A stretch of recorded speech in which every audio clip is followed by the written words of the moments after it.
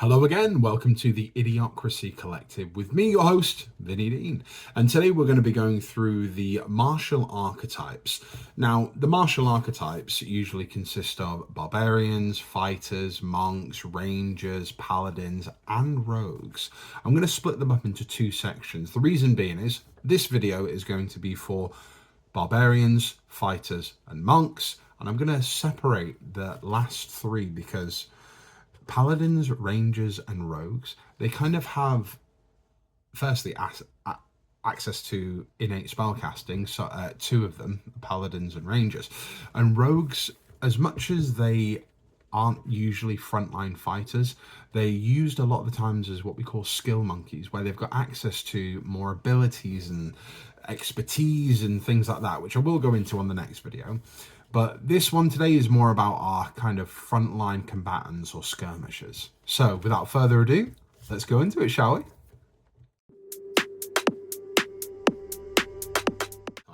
The Barbarian. And if we've got any Barbarian fans in here, you're a friend of mine. So as we start off, I just want to read you a little description that I've seen on D&D Beyond for the Barbarian. And it says, fierce warrior of primal rage. Barbarians are mighty warriors who are powered by the primal forces of the universe that manifest as a rage. Now that's the 2024 description of it, but I think it's very adamant to kind of what barbarians hold to be true. With barbarians, they're known to have a massive hit pool, with being exclusively the only class to have a D12 hit die, which is where you would kind of, you start off at level 1 having 12 hit points as the whole maximum, but you're able to roll that D12 plus your con mod every time you level up, which does give you that big HP pool, and you're going to need it, because if you're anything like my barbarians, you're just running straight into battle with all your with your rage ready to rock and roll. You also get proficiencies with light armor, medium armor, shields, simple weapons, martial weapons. Notice on the armor, by the way, you don't get heavy armor. And if you do have heavy armor, you can't actually use the rage feature, which I'll explain in a second. You don't get access to any tools to pick from, but you do have strength and constitution saving throws, which as you get into more physical battle with a lot of more enemies that can do stuff to you, having the ability to have a really good bonus to use strength or con save is pretty clutch. Skills though, you get to choose 2 from animal handling, athletics, intimidation, nature, perception, and survival, which is fantastic. That really kind of does fit with the barbarian motif for most people. And your starting equipment is usually a great axe, any martial weapon, 2 hand axes, any simple weapon, an explorer's pack, and 4 javelins. And you kind of, as you go through, you get to pick kind of through those. But let's get on with the first feature, shall we? So what the barbarian is most known for is their ability to rage. And I'll read what it says for you here. In battle, you fight with primal ferocity. You can enter a rage as a bonus action, which is great because you get to attack things with your action. And while raging, you gain the following benefits if you aren't wearing heavy armor. You have advantage on strength checks and strength saving throws. When you make a melee weapon attack using strength, you can gain a bonus to the damage roll that increases as you gain levels as a barbarian, as shown in the rage damage column on the barbarian table. So I believe it's every kind of 4 levels. You start off with an extra 2 damage, and it keeps going up every 4 levels. I think it's up to 6, but I'll have to double check that. Anybody in the comments, feel free to correct me on that one. But here's the big thing. You have resistance to bludgeoning, piercing, and slashing.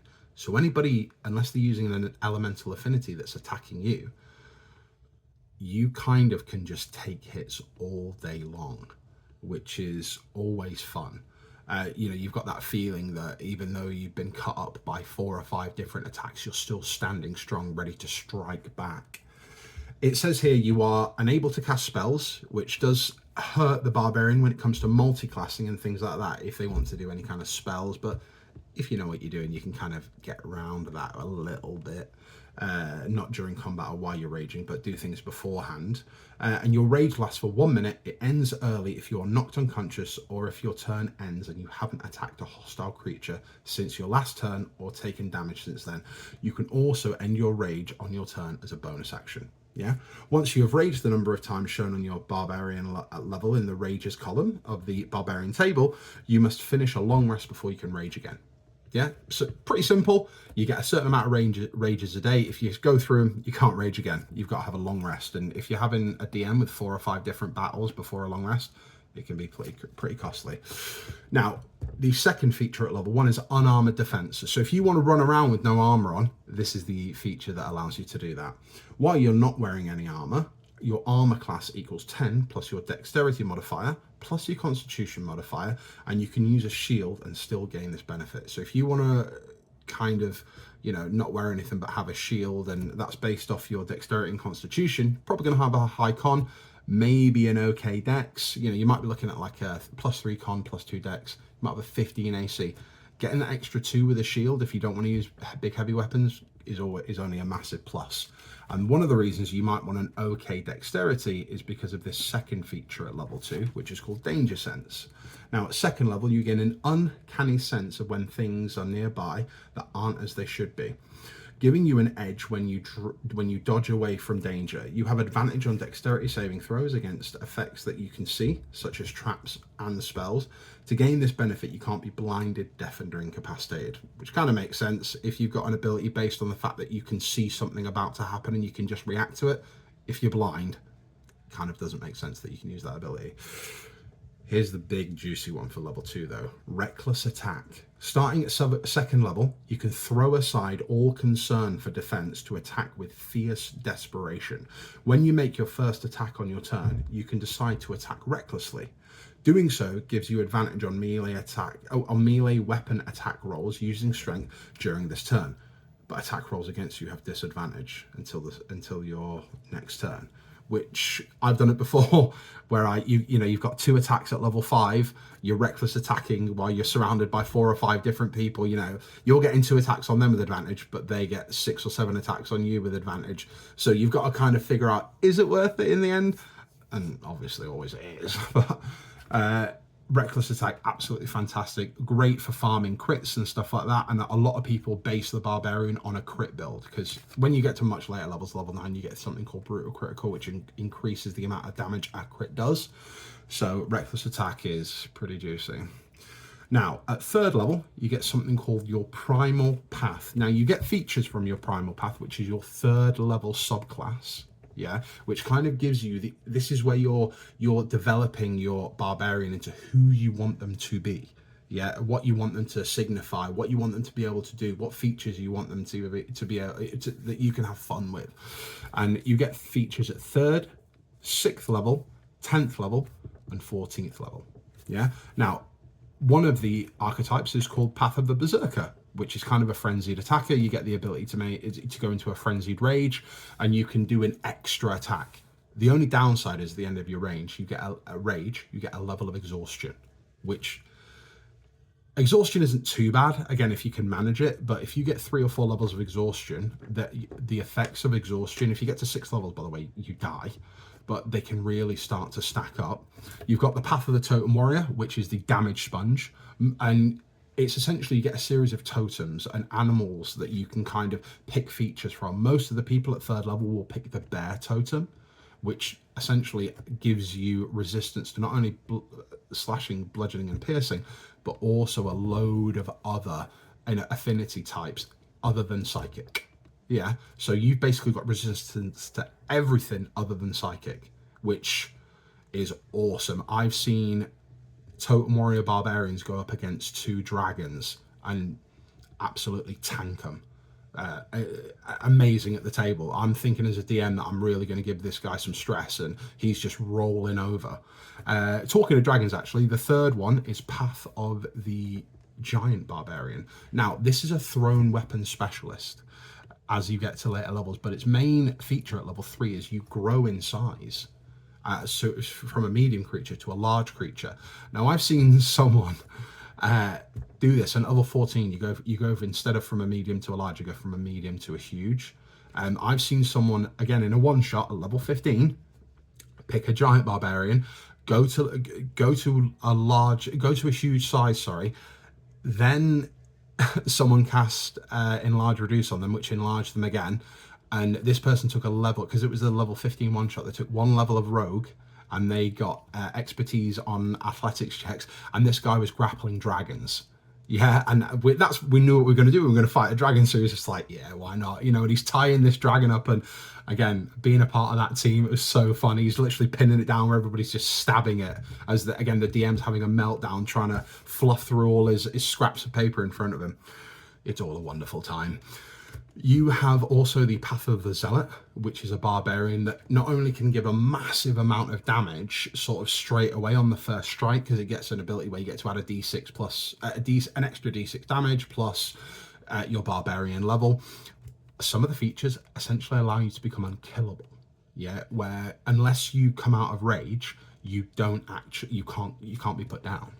Yeah, you essentially stay up, and once you leave the rage, because you've got 0 hit points, whatever, you are just dead. But you're easily revived if someone knows how to cast resurrection, because you don't need the material components, which is absolutely awesome.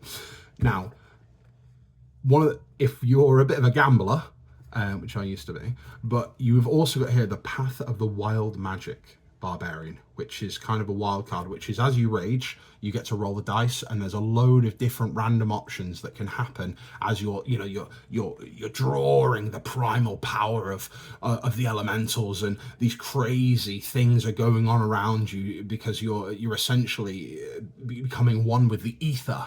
Yeah, some crazy shenanigans can go on there, but yeah, that is essentially the barbarian. The rundown at the I forgot to do 4th and 5th. So at level 4, you get access to an ability score increase or a feat. I'll go on more about that in later videos. And then at 5th level, you get extra attack, which is a little bit of a, well, you always want to get to level 5 in a D&D campaign. Level 1 to 4 is kind of survival horror, until you get to kind of level 5 where you've got that pool of hit points, you've got those abilities now, and usually by that time you might have a magic weapon or something like that. But let's go on to the next one, which is the fighter.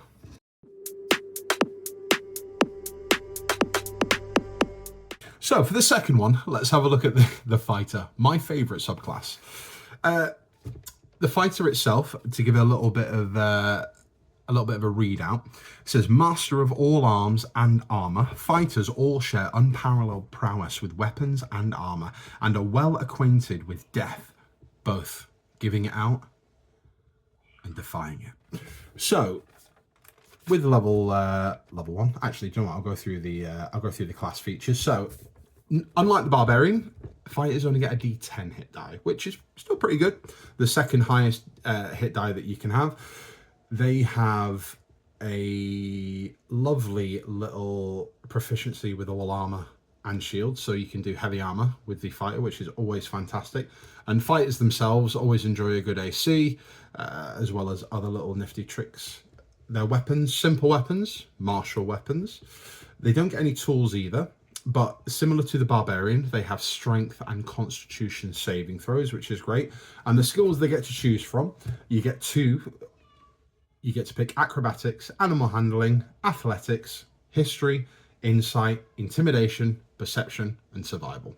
Again, pretty basic, kind of the base skills that you kind of want to look for, especially if you're going to be perhaps playing that bruiser type character that kind of goes around, that man-at-arms, if you will.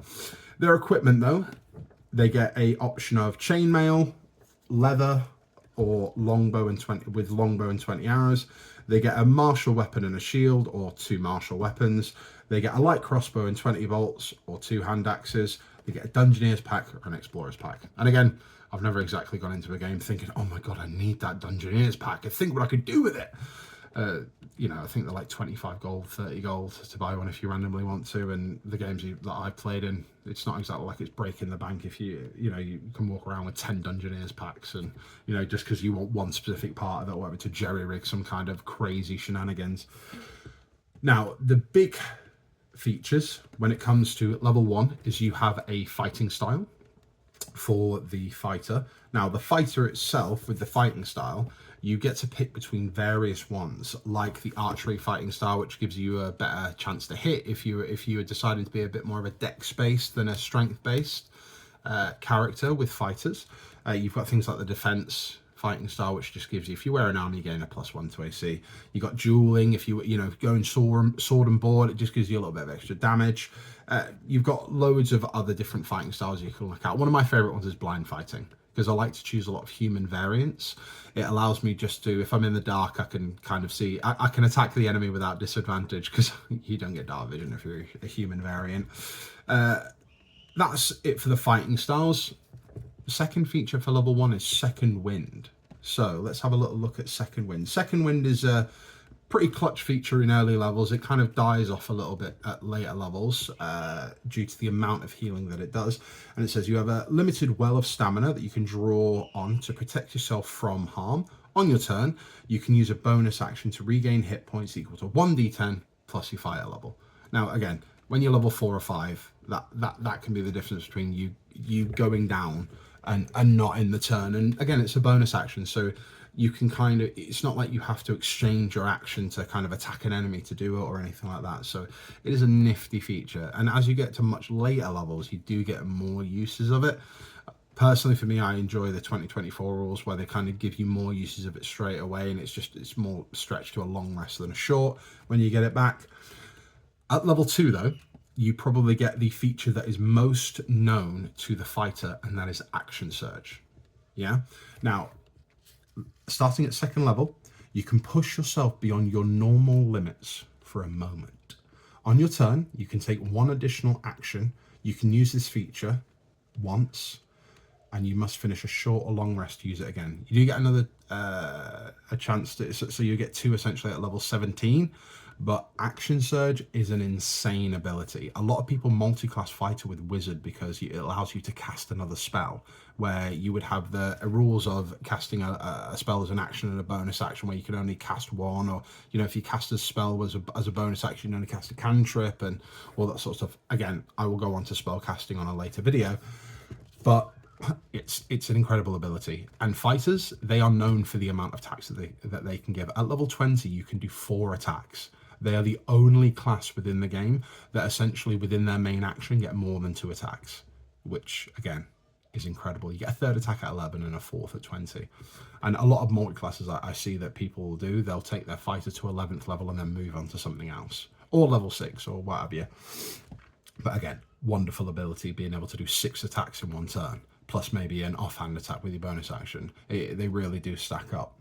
But you do have at level 3, you have your martial archetype, which is fantastic.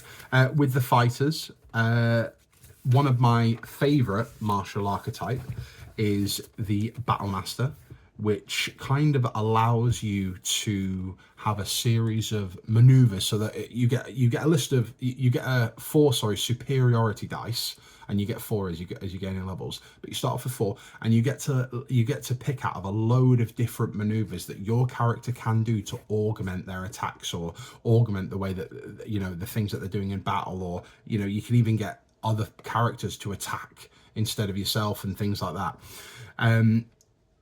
With the champion, which is another martial archetype, that is probably known as like a beginner's class. If someone's extremely new to D&D, I would always try and point them towards the way of something like the champion, especially if they're not great with rules and organization and stuff like that, because it gives you an increased crit range. Instead of just having to roll a d20 to crit, you get a 19 or 20. You get a couple of other additional features as well, and it's just a very easy experience for a new player, which is always fun.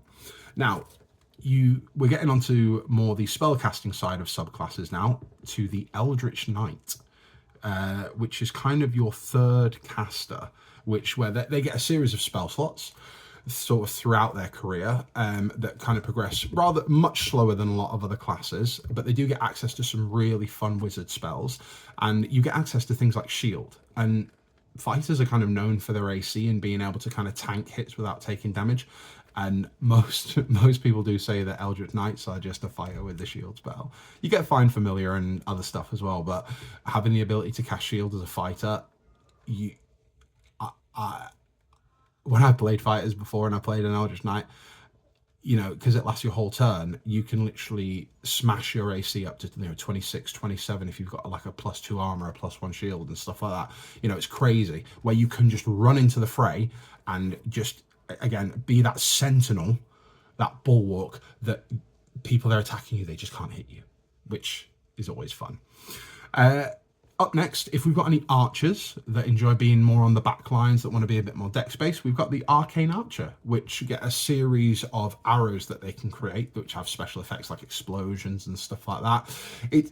It's one of them where you only get a limited number, so it's a little, you have to be very sparing, but again, in the right circumstances, it can be very clutch. A couple of archers that I know that go into Rogue, they'll take 5 levels of Arcane Archer, because they want to, be able to get some big burst damage or some AoE or, other various things that it can do.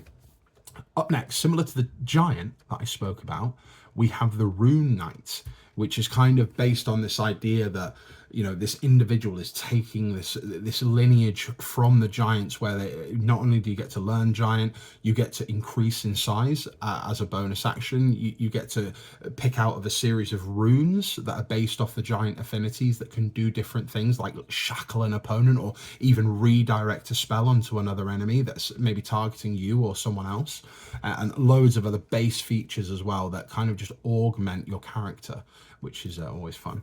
And last but not least, oh no, that's all of them, sorry. Yeah, so now at level 4 for the fighter, we have obviously the ability score or feat, and level 5 you get extra attack.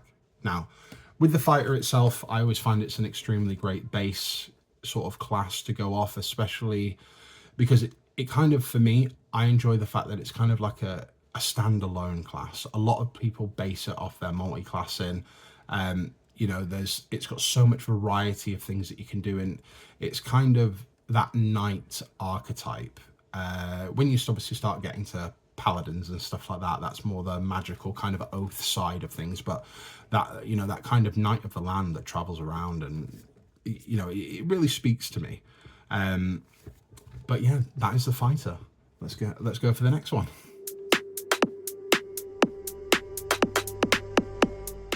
Hello, on to our third martial archetype, the monk.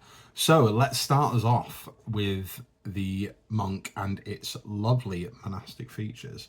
So, I'll read out first what was kind of written about the monk. And it says, monks are united in their ability to magically harness the energy that flows in their bodies, whether channeled as a striking display of combat prowess or a subtler focus of defensive ability and speed. This energy infuses all that the monk does. And that will be in reference to the key points that they get in second level, which obviously we'll go through now. Starting at first, obviously, monks, they get a D8 hit die, which monks are kind of seen as more skirmishers than run in, just stand there and kind of take the hits. They're kind of dodging in and out, kind of doing whatever they can to kind of cause damage to the enemy, which is why they kind of have a D8 hit die. They can't take as many hits, but they can certainly maneuver about and get out of the way of things, which is always great. With their proficiencies, they don't get any armor proficiency. Weapons, they have simple weapons, short swords. They don't get any martial weapons. You'll see in a second kind of why that is.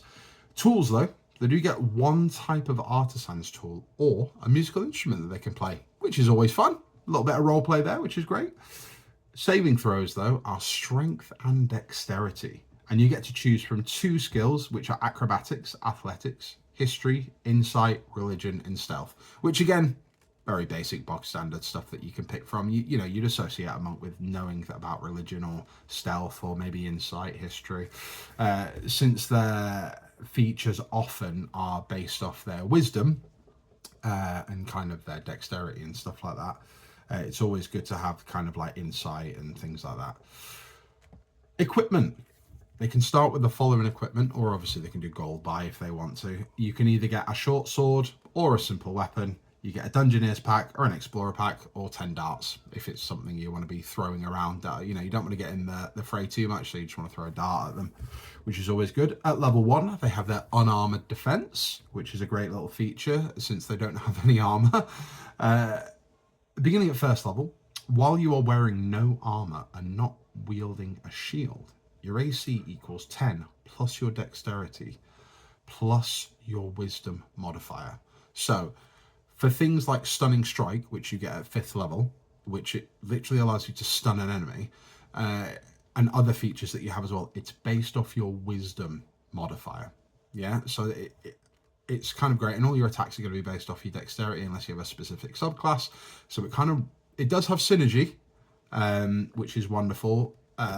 It's just that monks a little bit squishy, I've always found, and if you're not playing that skirmisher type, you can get yourself into some trouble if you're not careful, which is perfectly fine.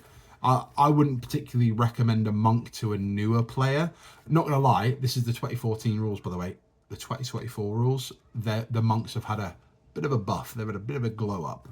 But let's go through this level 1 feature, which is the martial arts, which is entitled martial arts. So at first level, your practice of martial arts gives you mastery of combat styles that use unarmed strike and monk weapons, which are short swords and any other simple weapons that don't have the two-handed or heavy property. So you can't be running around as a monk with a big great sword, which kind of makes sense. They're heavily based on dexterity. I've seen individuals that have multi-class like Barbarian and Monk with features you'll see in a second, and the synergies there a little bit. You have to do some kind of work with it, and it's a kind of give and take kind of relationship. But it says you gain the following benefits when you are unarmed or wielding only monk weapons and you aren't wearing armor or wearing a shield. So you can use dexterity instead of strength for the attacks and damage rolls of your unarmed strikes and monk weapons, which is great because you're going to want to have a good dexterity as a monk. You can roll a d4 in place of your normal damage of your unarmed strike or monk weapon, and this die changes as you gain monk levels, as shown in the martial arts column on the table. Now, if you were to make a normal unarmed strike, you would use your strength to hit them. You'd do usually 1 damage, and then you would plus your strength modifier to that. Now, this is giving you literally a d4, which is a buff to damage, which is great. I mean, d4 is not exactly wonderful, but you'll see in a second that monks usually get at the ability to do more attacks than the average class.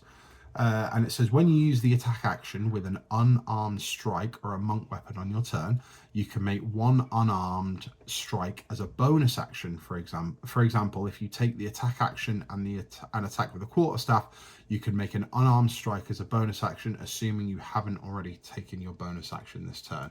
So at level 1, you can technically make 2 attacks using your attack and bonus action, which, unless you're dual wielding, you can't really do it with any other class, which is always fantastic. Against that skirmisher, they run in there, bang, bang, they get themselves out.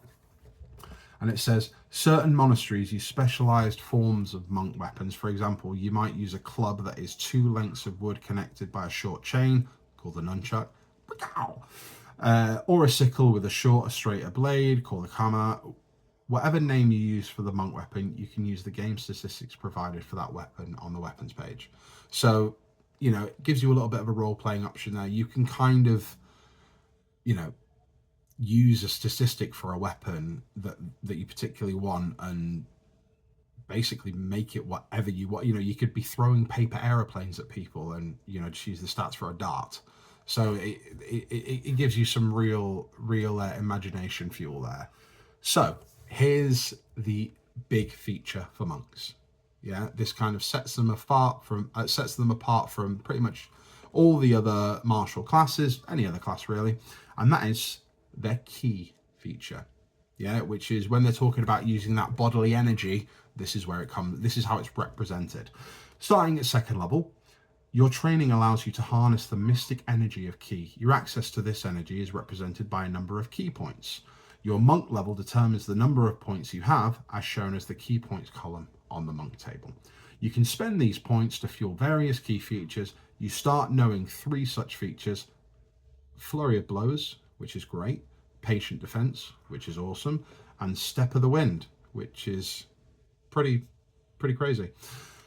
You learn more key features as you gain levels in this class. When you spend a key point, it is unavailable until you finish a short or long rest, at the end of which you draw all of your expended ki back into yourself. You must spend at least 30 minutes of the rest meditating to regain your ki. So you can't just be saying you're having a chit chat with someone for an hour while you sat down. You've literally got to be saying that you're doing you're sat there doing a thinking posture as you kind of got your legs folded and humming to yourself as you're allowing your body to regain those wonderful key points. Now, your key save, which is as you use these key to save, which is 8 plus your proficiency bonus plus your wisdom modifier, which again, wisdom on a monk is a pretty important stat. Yeah, not only does it increase your defense, but it allows your DC, which is your difficulty kind of level, that the opponent, if you know whatever monster it is, they've got to make their roll depending on whatever roll they've got to do. They've got to beat that number. Yeah, and the higher your stats are, the higher the number is. Now, flurry of blows, which we talked about, immediately after you take the attack action on your turn, you can spend 1 key point to make 2 unarmed strikes as a bonus action. So instead of just doing that 1, you get to make 2 now. So at level 5, you can do 4 attacks if you use your attack and bonus action, which is pretty cool. Patient defense, you can spend 1 key point to take the dodge action as a bonus action on your turn. Now, the dodge action, if you use it, every attack against you has disadvantage now until the start of your next turn. So it's an extremely good defensive feature. Yeah, so if you're surrounded by enemies and you don't want to run away or use the disengage action, you can essentially take the dodge action and they've all got disadvantage against you, which is great. You got Step of the Wind. You can spend 1 key point to take the disengage or dash action as a bonus action on your turn, and your jump distance is doubled on that turn. So this kind of rallies into the monk being a bit of a skirmisher. As they get through later levels, they're going to have a much higher speed than normal classes.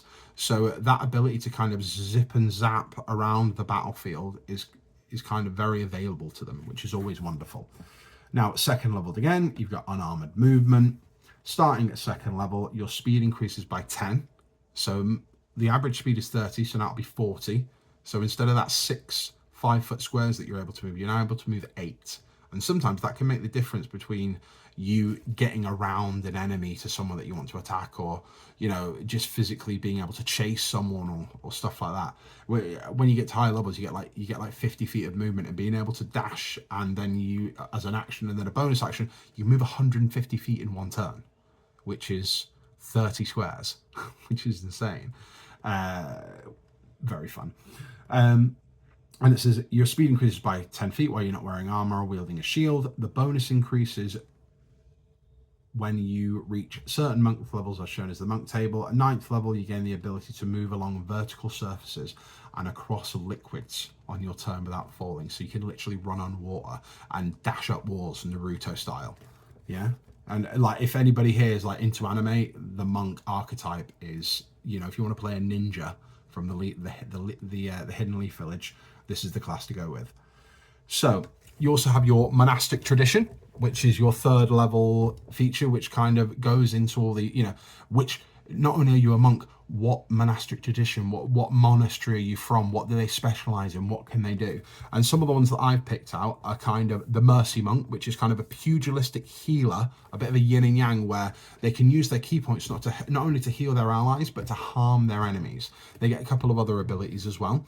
You've got the Open Hand Monk, which is kind of a master of martial combatants, where they can do different features to different enemies, and making them, you know, where they can push them away or knock them prone, making them use dex or strength saves. You've got the Sun Soul Monk, which is kind of like if you're a fan of Dragon Ball Z, it gives you the ability to like do ki blasts and stuff like that. So if you like Tien or Yamcha or someone like that, it kind of gives you that ability. You're not really Goku, but it kind of gives you the feeling of a Z fighter. You've got the Astral Self, which is kind of embodying that not only physically are you powerful, but you actually have this hidden thing within you, this power that you can manifest, where you like the first features where you get these spectral arms that allow you to do force damage and loads of other cool features. You know, like you basically, by the end of it, you basically get to transform into essentially a Power Ranger or something, you know, that kind of thing. Where you become the spirit animal within yourself, or whatever cosmic entity you desire. You also have the Shadow Monk, which is kind of the assassin teleporting monk that uses shadow to get where it needs to go, and you know, it's got a load of really cool features there. Obviously, starting at 3rd level as well, you get to use deflect missiles, which essentially you can, as a reaction, if a projectile comes in front of you, you can use a key point to reduce the damage that is done to you. Wait 1 second. Yeah, sorry. So you get to do it automatically, but you can use a key point after that to actually catch it and throw it back, which is pretty spiffy. You've also got at level 4 your ability score improvement or your feat, which is very normal. Or you also get a feature called slow fall at 4th, which means you can use your reaction when you fall to reduce any falling damage you take by an amount equal to 5 times your monk level. So at 4, if you fall 20 feet, which usually you take 2d6 falling damage, because it's every 10 feet is a d6 damage. That's what I know it as, the rules. You just wouldn't, you'd use your reaction, you wouldn't take any damage. And as you get to much higher levels, you can fall like 50, 60 feet, and you say, "Oh, I use my slow fall," and you just land on your feet. You have extra attack at 5th level, which obviously you get 2 attacks now instead of 1. Now here's the absolutely awesome ability for monks: stunning strike at 5th level. You can interfere with the flow of ki in an opponent's body when you hit another creature with a melee weapon attack. You can spend 1 key point to attempt a stunning strike. The target must succeed on a Constitution saving throw or be stunned until the end of your next turn, which is based off wisdom, and it literally can be an encounter-ending ability where you can literally just stun a target. And I know lots of DMs that if they've got a monk in the party and it's the BBEG, he's just immune to stuns, or he's got advantage on the save or what have you. And in the 2024 rules, they literally changed it. Instead of being able to do it on 4 attacks, you've just got to blast through your key points. You can only do it once a turn, but you do extra stuff to it. But yeah, that's the monk. And if you want to go into that archetype of, again, that skirmisher, or someone that kind of has worked on their body for so long that they've become this like machine that can patrol around the battlefield and attack multiple enemies a turn and stun people, and even doesn't have to be a monk. You can kind of, I had a friend of mine who played a monk, but he was this almost acupuncturist that walked around like just stunning people as he pressed the points in their body, and he actually knew like on the physical body where he would say that he would hit them, and you just see the head flop to the side, and he really got into the imagination of it. It was wonderful. But that is the monk.